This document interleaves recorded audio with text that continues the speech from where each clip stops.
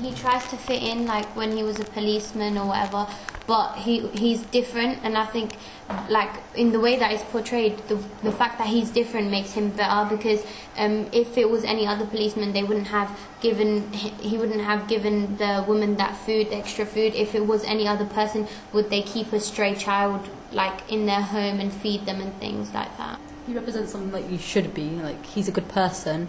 He helps others out and he thinks about them before he thinks about himself.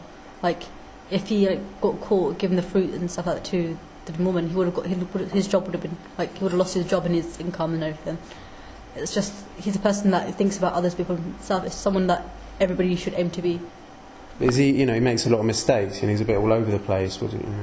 And again, that's like everyone. You don't do anything right without making any mistakes, and he's just kind of exaggerating the point that you can still do good and make a mistake. It humanises him. It's like, even though he's someone who's famous and he makes lots of money, he's still a person. He's still like everybody else. We make mistakes daily, so does he.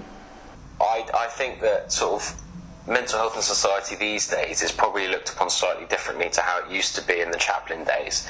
Although there still are some sort of equality problems, and those issues I think it would be quite important to be raised with regards to jobs and things like that in society, because I think that's quite a major part, that people sometimes with mental health issues aren't offered the same jobs that other people are offered. And I think that would actually be quite a big point that I would touch on, sort of the equality in that sense, so that they have the same sort of quality of living. I would show the sort of the equal way that they're either treated or that they integrate and work in society together with other people, rather than having an institution where you're here and someone else is here, and you have someone that looks after you and that's it, and you can't sort of live your life like everyone else does.